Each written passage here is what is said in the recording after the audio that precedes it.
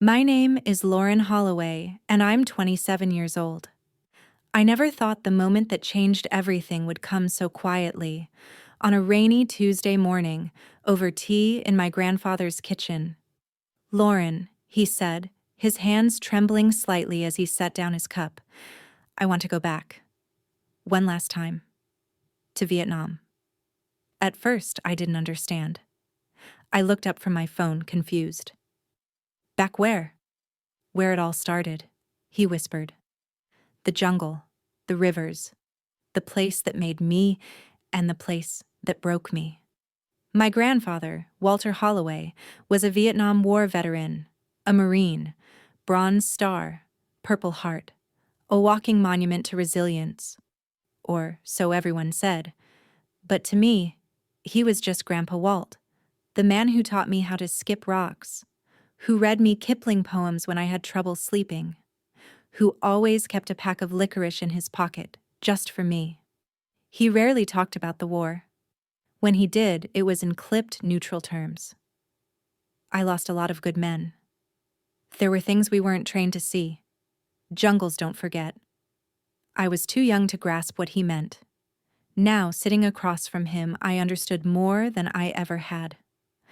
"I need to see it again before I die," he said. "The places, the people, what's left of it. It's been over 50 years, and it still lives in my head every single day." That night, I told my parents, and my uncle, and my aunt. Their responses were all variations of the same theme. "Vietnam? Dad's out of his mind. It's too far, too dangerous, not worth the hassle. He should be resting at this age, not dragging himself across the world." I told them it meant something to him, that he was searching for closure. "Closure is a myth," my uncle said, already calculating something behind his eyes. "If he's still got that kind of money, maybe we should talk to his attorney about putting it in a trust." I didn't reply. But in that moment, I saw it. Plain as day. No one cared what my grandfather wanted. They only cared what he was worth. Over the next few weeks, I noticed small changes in him. He spent more time staring out the window, rubbing the same photo frame over and over with his thumb, the one with a group of young soldiers squinting in the sun, helmets slightly askew. One of them was him, barely 19. He started talking to himself more, and he stopped singing. My grandfather used to hum when he cooked breakfast. Every morning, low, gravelly, off-key versions of old folk songs. It was always the same one, "The Green Fields of France." It was his ritual, his way of keeping the ghosts at bay. But one morning, as I poured coffee into chipped mugs, I realized the kitchen was silent. Painfully so. That was the day I decided. I booked the flights myself. Charleston to Hanoi. I arranged accommodations through a veteran-run travel group that specialized in return pilgrimages. I researched the old battle zones where my grandfather had served: Quang Tri, Khe Sanh, Asau Valley. Names that had once meant nothing to me now weighed heavily on my chest. When I told him, he stared at me in disbelief. "You'd go with me?" he asked, voice cracking. Of course I would. He covered his face with one hand. I wasn't sure if he was laughing or crying. "You have no idea what this means to me, Lauren."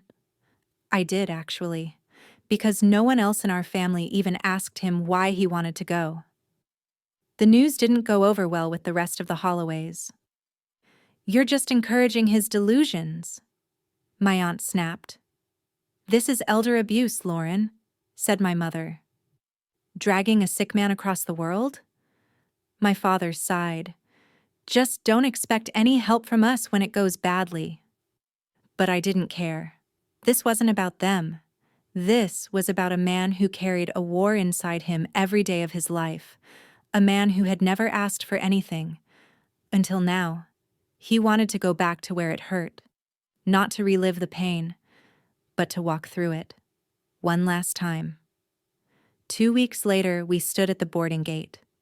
He wore his old Marine jacket, a little too loose now on his thin frame. I had printed out our itinerary in big letters and bought him a wide-brimmed hat to block the sun. "You sure you're up for this?" I asked. He gave me a tired smile. "No, but I'm doing it anyway." The flight was long. His joints ached. He needed help in and out of the aisle seat. But when the plane began its descent into Hanoi, something changed. He sat straighter. His hands stopped shaking. His eyes cleared. And when the wheels touched down, he whispered, "I'm back." We began in Hanoi, but the real journey started when we boarded a train south, through misty rice fields and quiet villages. Every mile brought memories closer. His silence deepened, but not with fear, with reflection. "I buried a letter here," he said suddenly, near Hugh. "In that ravine. That's where we lost Simmons. I was shot right here. Bullet grazed my ribs and took my best friend.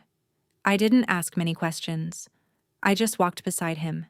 He wept openly on the third day. I thought I forgot their names," he said. "But being here, they came back.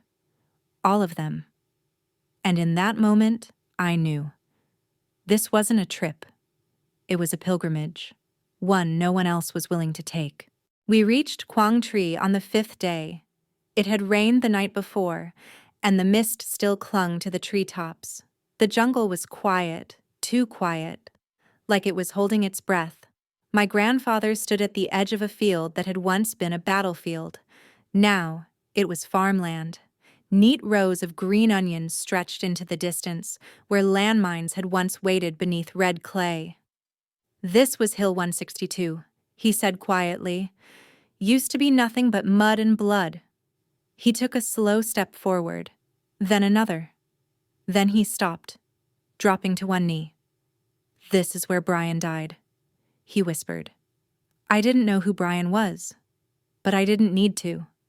I knelt beside him, letting the silence speak. All around us, the land had changed. Cows grazed where soldiers once crawled. Children played nearby, chasing a soccer ball through wet grass. The war was a memory here, but for him, it was still happening. Later that day, we visited a small museum in Khe Sanh, run by a local historian named Min. He was in his late 60s, thin and soft-spoken, with an uncanny knowledge of the region's military history. When he saw my grandfather's jacket, he paused. "Marine?" Min asked, touching the faded emblem.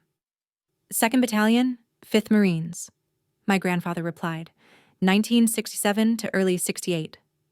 Min's eyes changed. "My father. He was North Vietnamese. We fought the same battle, different sides." The air thickened. But instead of bitterness, Min reached for my grandfather's hand. "My father survived," he said. "He never hated Americans. He said some were cruel, but some protected the villagers. There was one, tall, Southern accent, helped our neighbor's daughter after her home burned, saved her from infection." My grandfather's voice caught. "That was me." Min stared at him. "I was the one who cleaned her wounds," Grandpa said. "She had burns down her arms and legs. Her name was Leon." Min nodded slowly. "Leon was my cousin."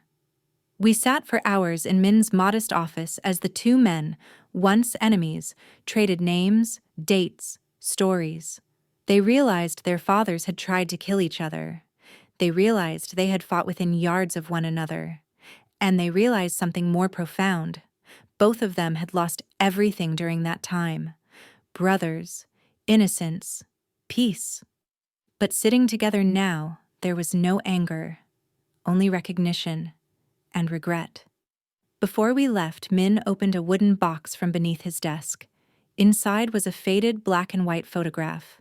It showed a young Vietnamese girl, maybe 8 or 9, wrapped in a blanket and smiling faintly. "That's Lien," he said. "She survived because someone stayed with her for 3 days until help came." He handed the photo to my grandfather, who stared at it for a long time before tucking it carefully into his jacket pocket. "I didn't save her for thanks," he said. I did it because it was the only good thing I could do in that place.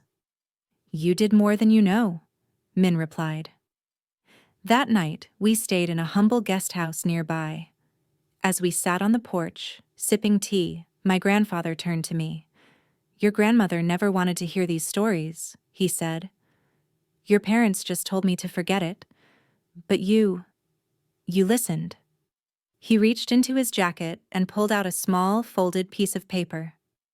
I recognized it from earlier. It had been tucked inside his wallet the entire trip. I wrote this the day I was medevaced out, February 4th, 1968.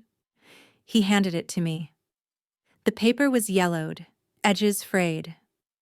The ink was faded but still legible. It was a letter. To someone named Daniel, a fellow soldier who didn't make it home. I've carried it with me ever since, he said. Never mailed it. Didn't know where to send it. He pointed to the last line, written in uneven script. If I make it out, I'll come back one day. I'll remember for both of us. He looked out toward the jungle. I'm keeping that promise. The next morning, we visited the old Esau Valley. It was remote, rugged, and lush with overgrowth. The driver we hired wouldn't go all the way in. He dropped us off and told us to return before sundown. We hiked in silence, the only sound the crunch of leaves beneath our feet. At one point, my grandfather stopped in a small clearing, pulled out a silver dog tag from his jacket, and crouched down. Frankie Collins, he murmured. He was 18, took a bullet in the chest right here. Died holding my hand. He reached into his bag and pulled out a tiny glass jar. Inside was soil, rich, dark, and full of memory. I promised his mother I'd bring some of him home, but I kept some too. I needed a reason to come back. He poured the jar's contents onto the ground. Then he pressed his hand into the soil, and for the first time since we arrived, he smiled. A real smile. That evening, we returned to our guest house exhausted but quiet. At dinner, he barely spoke. But his eyes, they were different. Calmer. Like the war was finally loosening its grip. You know, he said as we finished eating, I never thought I'd see this place without fear, but being here with you, it's different. I reached across the table and took his hand. I'm glad I came, I said. For you. For all of them. He nodded. I think I'm ready now. We returned to Hanoi 2 days later. He was slower now, tired but content. As we prepared for our flight back to the U.S., he handed me a small sealed envelope. Don't open this yet, he said, but someday you'll need it. I didn't ask questions. I just tucked it into my carry-on, unaware that it would soon change everything. The morning we landed back in Charleston, the sky was a dull gray, the air thick with late summer humidity. My grandfather looked older, frailer somehow, like the weight of release had come at a cost, but his face carried a peace I hadn't seen in years. The war wasn't erased, but he'd finally walked through it instead of away from it. At the arrivals gate, no one waited. No one had called. No one had asked if we'd made it back alive. We rode home in silence. I drove while he stared out the window, one hand resting lightly on his chest where he'd placed the photo of Leanne. That evening, my parents stopped by, not to welcome us home, but to assess him, like an object in inventory. Did you take your blood pressure meds on the flight? My mom asked, barely inside the door. My dad glanced at his watch. So, how was the trip? Anything important happen? My grandfather smiled faintly as if he knew the performance expected of him. It was good, he said. I kept a promise, found a little peace. My father nodded, already mentally moving on. Glad you got it out of your system.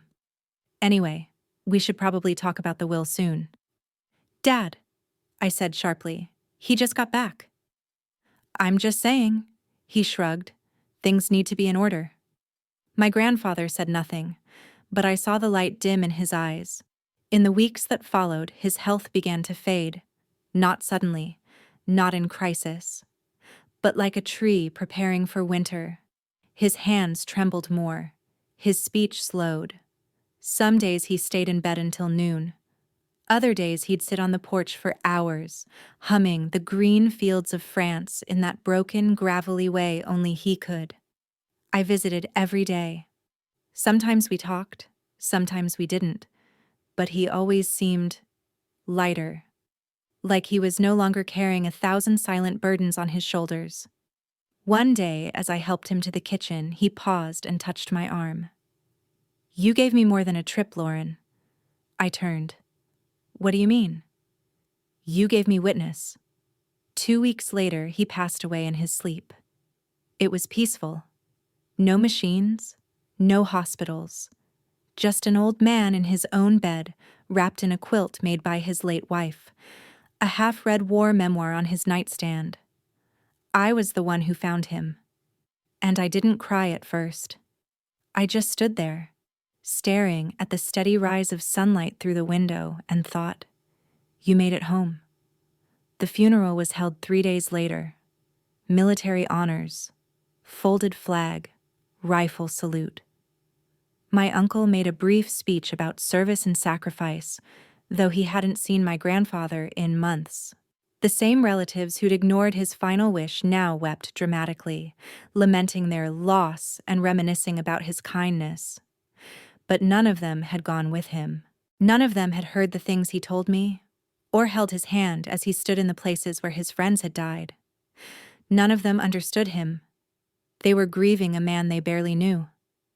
After the service, we all gathered in the house, eating, drinking, whispering. And then, like clockwork, the murmurs began. "I wonder if he left anything in the safe? Do you think the house goes to Mom? I heard he had stocks worth at least 6 figures. It was disgusting. They picked through his memory like vultures circling a carcass, waiting for the reading of the will, which came sooner than expected. 2 days later, we met at Langley and Pierce, the family's longtime law firm. My parents, my aunt and uncle, 3 cousins, and me. The lawyer, Mr. Langley himself, a man so old he made my grandfather look like a teenager, entered the room with a sealed envelope. "This," he said, holding it up, "is Walter Holloway's final will and testament, signed and notarized 3 weeks before his passing." Gasps and raised eyebrows all around. "He updated it before the trip?" my mother asked, suddenly alert. Mr. Langley nodded. "He did." He broke the seal and began to read. "To my daughter Evelyn and my son-in-law Robert, I leave my fishing gear and my signed Marine Corps flag. You never listened to the stories, but you always asked about the medals." My mom frowned. Dad cleared his throat. "To my nephew Curtis, thank you for keeping my yard trimmed and the porch light replaced. You get my old riding mower. It still works better than you think." A small chuckle around the room. Then the air changed. "To the rest of the Holloway family, I have no instructions regarding property, jewelry, or accounts, because those things were never what mattered to me." Now they were fully alert. And to my granddaughter, Lauren Holloway, I felt a chill crawl up my arms. The only person who gave me the one thing I never had in 75 years, peace. I leave the entirety of my estate, including the balance of $150,000 in my savings and all rights to my military journal. The room went silent. You could have heard a pin drop. My aunt's mouth opened and closed. My cousin looked at me like I'd stolen her lottery ticket. My dad blinked hard as if he hadn't understood. And then, the murmurs began again. Angry, hushed, confused. "What? This must be a mistake. She manipulated him. He chose," Mr. Langley said firmly. "And he wrote this, word for word. She went with me. She didn't ask for anything. She just walked beside me.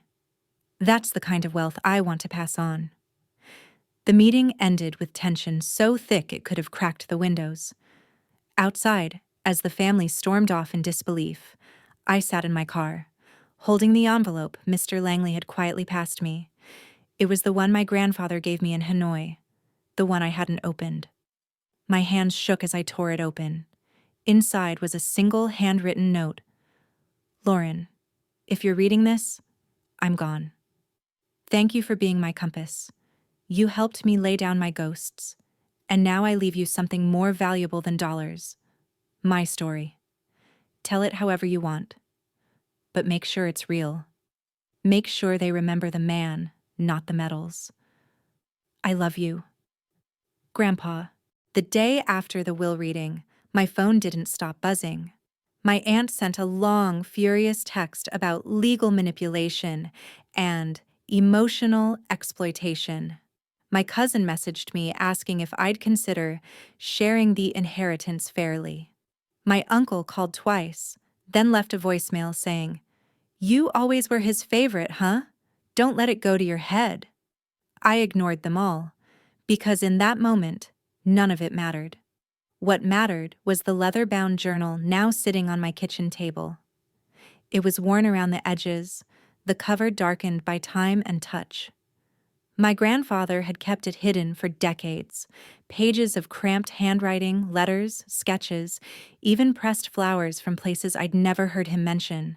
He left it to me, not just to read, but to carry. And I was ready. The first entry was dated February 7th, 1968, 3 days after he'd been airlifted from the battlefield in Asaw Valley. I should have died with Frankie, with Simmons, with Brian, but I didn't. And now I have to live like I earned that right. I don't know how. His words were raw, unpolished. He wrote like he was confessing to the paper, not recording history. There were no glorified battle accounts, just pain, guilt, and memories he'd never shared out loud. The medal they pinned on my chest? They didn't see me sobbing in the mud when I couldn't save the others. I screamed like a child. That part wasn't in the citation. Entry after entry revealed a man who had been haunted, not heroic. He wrote about Lien, the little girl he helped in Quang Tri, how she reminded him of his younger sister, how he stayed awake 3 nights to make sure she didn't die from infection, how he gave her his only clean socks. She never said a word, just stared at me with those big burned eyes, like she didn't expect kindness from anyone in uniform. He wrote about the other soldiers, their jokes, their letters from home, their screams. Brian got a letter from his wife the morning he died. She said she was pregnant. I had to write back and pretend he read it. I never forgave myself for lying. Halfway through the journal, I found an envelope taped to a page labeled, "The Ones Who Never Made It." Inside were dog tags. 5 of them. He'd kept them. All these years. In silence. I held each one in my hand, imagining the stories behind them.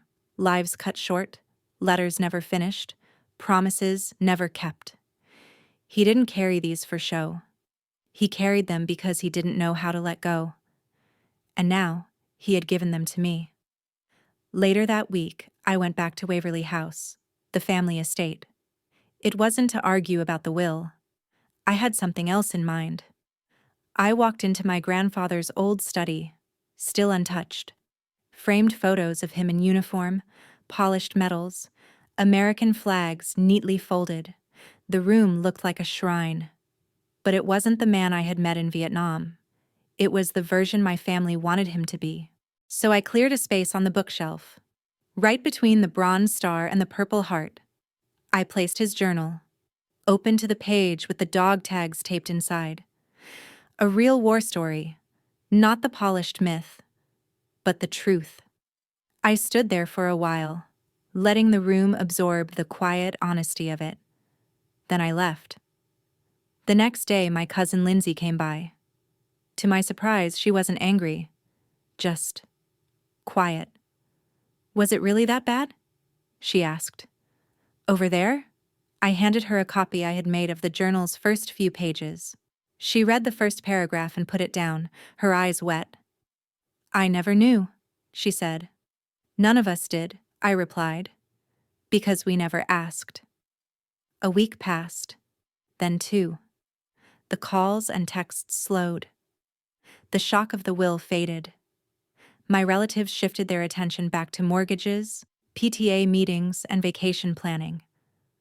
But I couldn't stop thinking about what my grandfather wrote in the final entry. I know my name will fade, my medals will gather dust. But if someone remembers the people who never came home and tells their story, that's enough for me. That's all I ask. So I made a decision. I wasn't just going to keep the journal. I was going to share it. With the help of a local veterans group, I scanned each page, uploading the entries to an online archive dedicated to soldier stories.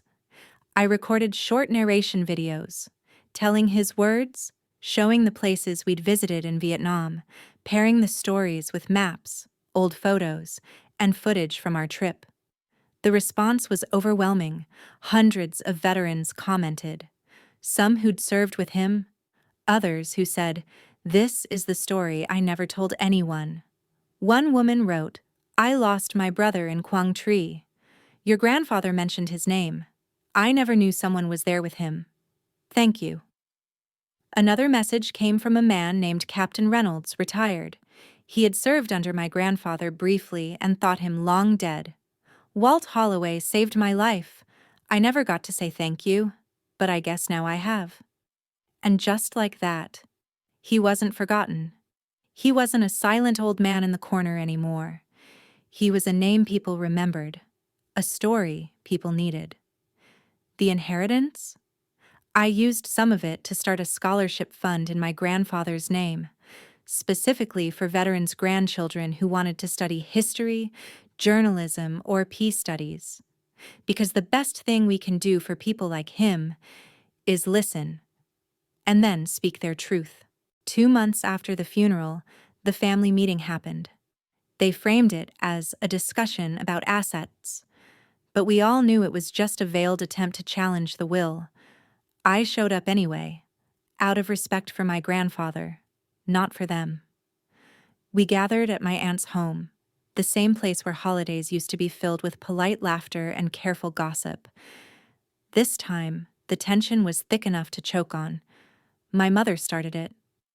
"Lauren," she said, not quite making eye contact, "I think you know we were all surprised by the will, and we feel that Dad wasn't fully aware of what he was doing." "Excuse me?" I asked flatly. "He was aging," my uncle chimed in. "Not thinking clearly. You'd just taken him on an emotionally intense trip. People say things when they're vulnerable." I kept my voice calm.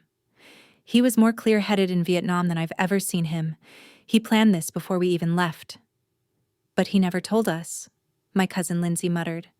"Not once." "Because none of you listened," I said. "When he asked for help, when he wanted to go back, every one of you ignored him." Silence. My aunt, cheeks flushed, tried to salvage ground. "No one's denying what you did for him. But don't you think he would have wanted the money to be shared?" "He did share it," I said, "with the only person who walked through his memories with him. The only person who didn't make him feel like a burden." My father stood up. "I'm not saying you should give it all back. But maybe a portion, a gesture, to show you're not holding on to resentment." That was the moment I realized. They weren't mad about the money. They were mad about the truth. That he chose me, not because of favoritism, but because I saw the man behind the medals. And they didn't. I opened my bag and placed my grandfather's journal on the table.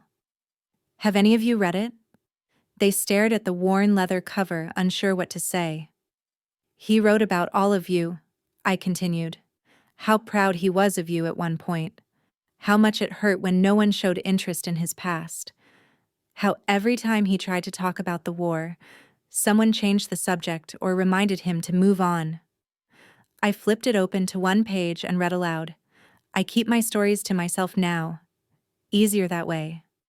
But sometimes I wonder if anyone in this family will ever care about who I was before I became their grandpa in the recliner."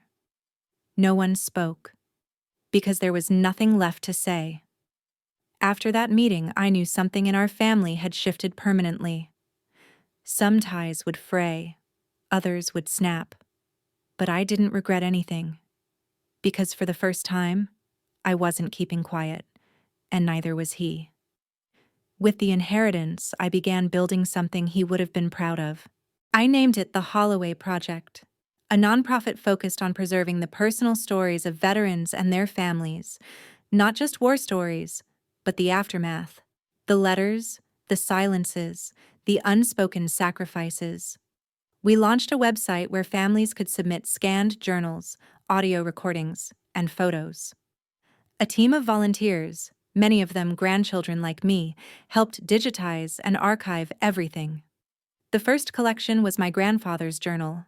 Within days, the site went viral in veterans circles. One message I received from a former corpsman read, "Reading your grandfather's story helped me finally write down my own. My granddaughter's reading it now. For the first time, she knows who I was before the cane and the tremors." Another came from a Vietnamese woman who recognized her aunt in a scanned photo from the Quang Tri entries. He saved her. She told us about the American soldier with kind eyes and clean bandages. I never knew his name. Until now. The stories poured in. From Wubby to Iraq, from Korean War nurses to Gulf War medics. One journal from a Vietnam veteran described the same Asa Valley ambush my grandfather wrote about. Different company, same day. Their entries overlapped. They likely heard each other's gunfire in the distance. It was like piecing together a chorus of memory, one voice at a time. But it wasn't just about history. It was about healing.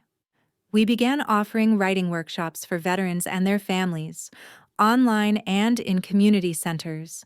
The first session was full within 48 hours. We partnered with a therapist specializing in generational trauma. She helped design guides for families who wanted to open conversations without judgment or fear. Because for every grandchild like me who asked, "What was it really like?" there was a veteran waiting for permission to speak. One day, while sorting through a new batch of scanned letters, I came across one addressed to W. Holloway, Charleston, SC. It was from a Vietnamese boy named Min, the son of a farmer who'd known my grandfather. He'd heard about the Holloway Project through a community blog and recognized the name. He wrote, "My father said Mr. Holloway was the only American soldier who never pointed a gun at a child. He gave him water during a flood. He gave us peace in a time of fire." I cried reading that. Because my grandfather always said he didn't do enough, that he left the world worse than he found it. But the world remembered him differently. The last entry in the journal I shared publicly was short. Just 7 words. "If someone remembers, I did not die." It's been a year now, a full cycle of seasons since I stood beside my grandfather's grave, watching the flag fold like time itself. The white marble headstone still gleams in the Charleston sun, engraved simply, Walter J. Holloway, Sergeant USMC, Vietnam, 1945-2023. If someone remembers, I did not die. Every month, I bring fresh flowers. Not roses. He always said they were too formal. I bring wildflowers, like the ones we saw growing in the fields outside Quang Tri, bright, untamed, unexpected, just like the stories he carried. The Holloway Project has grown beyond anything I imagined. We've now archived over 4,000 personal accounts, some written in faded ink, some spoken into old cassette recorders, others emailed to us from hospice beds or VA clinics. We've partnered with high schools and libraries to bring these stories into classrooms. Teachers tell me students are engaging with history in ways they never had before, not through dates and battles, but through people. One student wrote in a class reflection, "I never thought of my grandpa as anything but grumpy." After hearing Mr. Holloway's story, I asked my grandpa what scared him most during his time in Iraq. He cried. Then we talked for 2 hours. That letter sits on my desk, right next to my grandfather's journal. It reminds me that this legacy, His legacy is alive. Sometimes I still hear his voice, not in a ghostly way, just memories echo. "Tell it real," he said. So I did, and I will. A few months ago, I returned to Vietnam alone. It wasn't part of the plan, but something kept tugging at me, a sense of unfinished conversation. So I booked the ticket, packed light, and brought one item with me: a small leather-bound book filled with scanned entries from other veterans, each signed at the bottom. On the last page I wrote, "We came back, we remember, and we see you." I visited Hill 162, the Asau Valley, and that tiny museum in Khe Sanh. Min was still there, older now, moving slower, but still remembering everything. When I told him my grandfather had passed, he bowed his head and lit a small incense stick. "He was a good man," he said. Then he walked me outside and planted a sapling. "For Walt," he said simply. "This tree will remember." Back in Charleston, I hosted a public event on Veterans Day. We projected scanned journal entries onto a building downtown. Passers-by stopped, reading things like, "I watched my best friend fall beside me and didn't know what to say. I still don't." We laughed that morning. By noon, he was gone. I still hear his last joke. People stood in silence. Some cried, some held hands, some simply nodded. They didn't need a lecture. They needed witness. As the night ended, a young man approached me, maybe 20, with a buzz cut and calloused hands. "Did you write all this?" he asked. "No," I said, smiling, "but I helped it get heard." He hesitated, then reached into his jacket and pulled out a folded envelope. "My granddad died last year. He never talked about the war, but I found this in his toolbox. I think it's a journal page." I opened it. It was brief. Just a few lines, scribbled decades ago. "Tell my kids I wasn't a monster. I was just scared." We stood there a while, not saying anything. Then he whispered, "Can you add it to your project?" I took the note gently. "Yes, it deserves to be remembered." Back home, I added it to the archive under the section titled Unspoken. It joins hundreds of others, each one a glimpse into the quiet corners of history that textbooks overlook. And every time I add a new one, I whisper my grandfather's words: "If someone remembers, I did not die." The money he left me? Most of it's gone now, transformed into grants, workshops, preservation tools, and travel stipends for families of veterans. What's left is more than inheritance, it's purpose. Sometimes, when I can't sleep, I reread that final note he wrote in Hanoi, the one I opened after the will reading. By now the edges are frayed and the ink is beginning to fade, but one line stays etched in my heart. "You gave me a way home." And now, through his story, through the Holloway Project, through the lives touched by his words, I'm giving others the same.